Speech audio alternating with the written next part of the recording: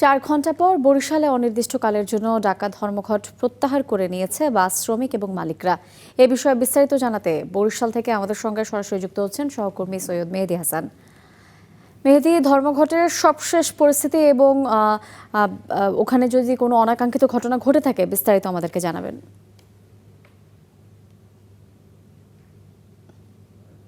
আপনাকে ধন্যবাদ। আমি এই মুহূর্তে রয়েছি বরিশাল নতুল্লাবাদ বাস টার্মিনালে। এটিকে বলা হয়ে থাকে কেন্দ্রীয় বাস টার্মিনাল, কারণ এই স্থান থেকেই মূলত অভ্যন্তরীণ যে 14টি রুট রয়েছে, এছাড়া ঢাকা বরিশাল যে রুট, সেই মহাসড়কটি কিন্তু এখান থেকেই গিয়েছে। কিন্তু সেই পরিস্থিতি কিন্তু এখন পুরোটাই স্বাভাবিক। আমার পেছনে দেখছেন যে বরিশাল ঢাকা রুটের গাড়ি চলাচল শুরু করেছে।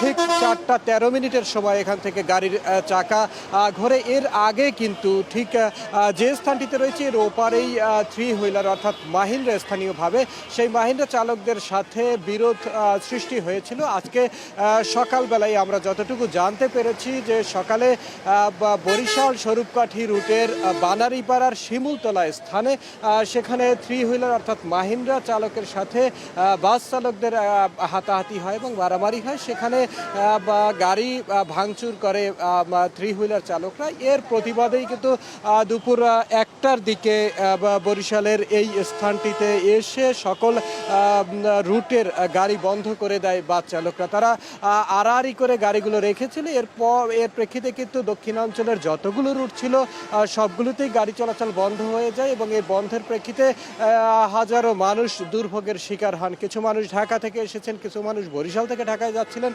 সবাই কিন্তু দুর্ভোগের শিকার হচ্ছিলেন। এবং আমরা কথা বলেছি এই 3 হুইলার চালকদের সাথে এবং বাস চালকদের সাথে। তারা কিন্তু পরস্পর বিরোধী অভিযোগ করছেন।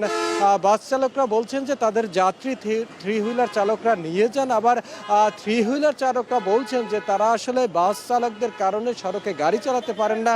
বাস চালকরা 3 হুইলারের যে যাত্রী তা নামিয়ে রাখেন। এই বিরোধ যে শুধুমাত্র আজকের দিনের নয় তা কিন্তু নয়, দীর্ঘদিন ধরেই কিন্তু এমন বিরোধ এবং প্রায়ই সড়ক অবরোধের মতো ঘটনা ঘটে থাকে। এবং আজকের মতোই প্রশাসনের আশ্বাসে কিছু সময় পরেই সেটি স্বাভাবিক হয়ে থাকে।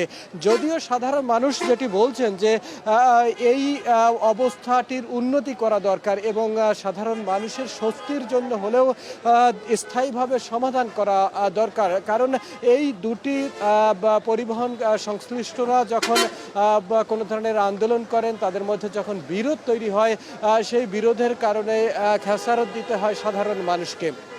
এই কিছুক্ষণ আগে এখান থেকে বরিশাল মেট্রোপলিটন পুলিশের ট্রাফিকের যিনি উপ পুলিশ কমিশনার আনিসুর রহমান, তিনি আমাদেরকে জানিয়েছেন যে উভয় পক্ষকেই আশ্বস্ত করা হয়েছে এবং উভয় পক্ষর দাবি দেওয়া তারা বিবেচনা করছেন। তারা যদি সেটি যতগুলো মানার দরকার সেগুলো মেনে নেবেন। মূলত যাত্রী ভোগান্তি কমানোর জন্যই তারা এই দ্রুত সময়ের মধ্যে তারা যেন সমাধানে আসে সেই ব্যবস্থা করেছেন বলে আমাদেরকে জানিয়েছেন। ফলে দক্ষিণাঞ্চলের যে রুটগুলো এবং বিশেষ করে নতুল্লাবাদ থেকে যে রুটে গাড়িগুলো চলাচল করছিল সেগুলো এখন স্বাভাবিক হয়ে যাওয়ায় সাধারণ মানুষের মাঝখানে কিন্তু স্বস্তি রয়েছে। ঠিক একইভাবে বিবাদমান যে দুটি পরিবহন গ্রুপ রয়েছে তারা কিন্তু বলছেন যে এই ধরনের ঝামেলা প্রত্যেক দিন না করে স্থায়ী সমাধান কিন্তু পরিবহন সংশ্লিষ্টরাও চাইছেন।